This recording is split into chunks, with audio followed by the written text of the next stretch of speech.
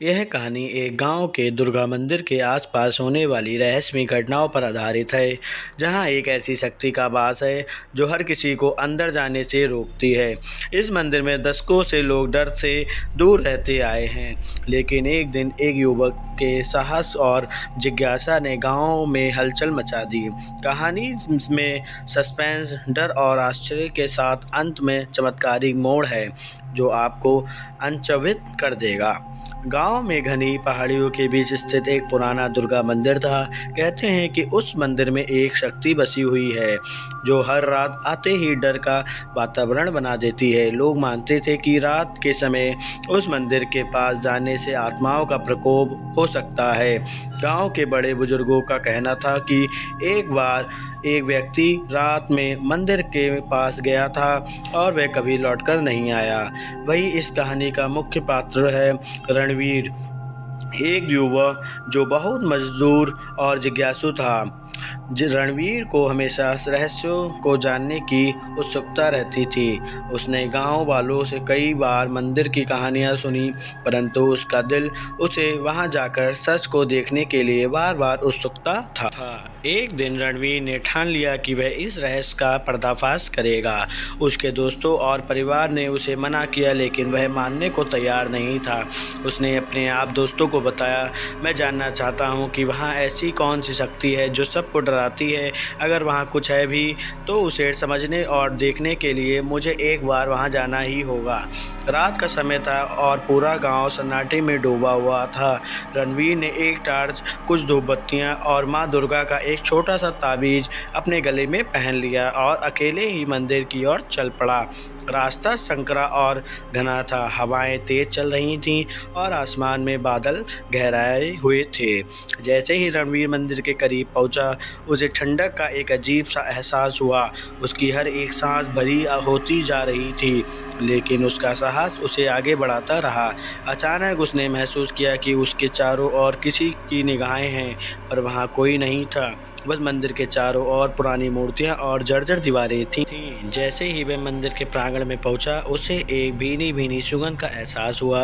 वह सुगंध बिल्कुल वैसी ही थी जैसी धूपबत्ती की होती है, लेकिन उसने कहीं भी धूपबत्ती जलती हुई नहीं देखी। अचानक मंदिर के अंदर से किसी स्त्री के हंसने की हल्की हल्की आवाज़ें आने लगी।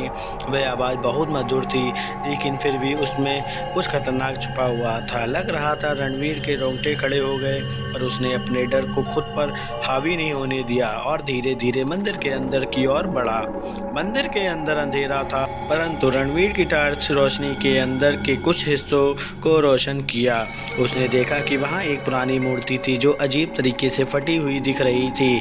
रणवीर ने उसे ध्यान से देखा और जैसे ही उसके करीब गया और एक औरत की दर्द भरी चीख सुनाई दी। ये चीख उसके कानों में इस तरह गूंजने लगी कि उसकी हालत खराब होने लगी। वह उस चीख से बाहर आने की कोशिश कर ही रहा था कि उसके पीछे किसी की आवाज़ आई, कौन हो तुम, यहाँ क्या कर रहे हो? रणवीर ने जल्दी से पीछे मुड़कर देखा तो वहाँ एक अजीब से दिखने वाला आदमी खड़ा था, जिसके चेहरा धुंधला था और आंखें लाल हो रही थीं। रणवीर ने हिम्मत जुटाकर उससे पूछा, आप कौन हो, यहाँ क्या कर रहे हैं? उस आदमी ने एक रहस्यमयी मुस्कान दी और कहा, यह मंदिर तुम्हारे बस का नहीं है, जाओ यहाँ से चले जाओ, वरना तुम भी उन्हें लोगों की तरह फंस जाओगे जो यहाँ आकर कभी वापस नहीं लौटे। रणवीर ने बिना डरे जवाब दिया, मैं यहाँ सच्चाई जानने आया हूँ, आप चाहे जो भी कहो, मुझे रोक नहीं सकते। उस आदमी ने ठंडी आवाज़ में कहा, अगर तुम्हें सच्चाई चाहिए तो माँ दुर्गा का आह्वान करो, पर याद रहे कि उसकी शक्ति का सामना करना आसान नहीं है। रणवीर ने माँ दुर्गा का नाम लेकर उनसे मार्गदर्शन की प्रार्थना की।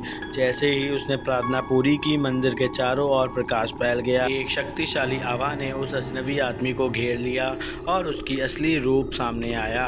वह कोई साधारण आदमी नहीं था, बल्कि एक पिशाच था जो वर्षों से इस मंदिर के चारों ओर अपनी अपनी काली शक्तियों का प्रसार कर रहा था।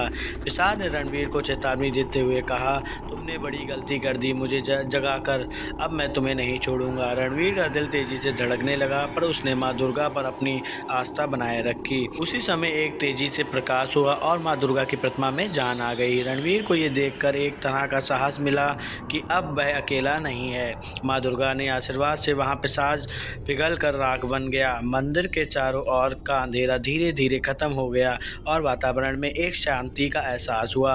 रणवीर ने माँ दुर्गा का आभार जताया और गांव लौट आया। जब उसने गांव वालों को ये कहानी सुनाई तो सब दंग रह गए। इसके बाद से गांव वाले उस मंदिर में निडर होकर पूजा करने लगे और मंदिर के चारों ओर की नकारात्मक ऊर्जा हमेशा के लिए समाप्त हो गई। रणवीर के साहस ने गांव को एक नई आशा दी और माँ दुर्गा की शक्ति में सबकी आस्था को और भी मजबूत कर दिया। इस कहानी से हमें ये सीख मिलती है कि चाहे परिस्थितियाँ कितनी भी डरावनी क्यों ना हो, अगर हमारे दिल में आस्था और साहस है तो हम किसी भी बुराई पर विजय प्राप्त कर सकते हैं। ऐसी ही कहानी सुनने के लिए हमारे चैनल को सब्सक्राइब करें।